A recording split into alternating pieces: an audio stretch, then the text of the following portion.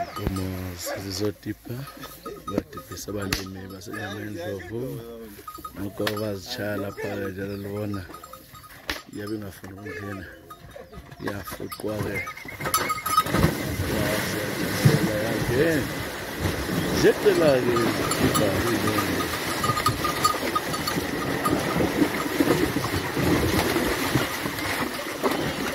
ibhawulala-ke imikhaza eyiyeqeda lezifuyo fana lemikhuhlane lethu eyi-January disease.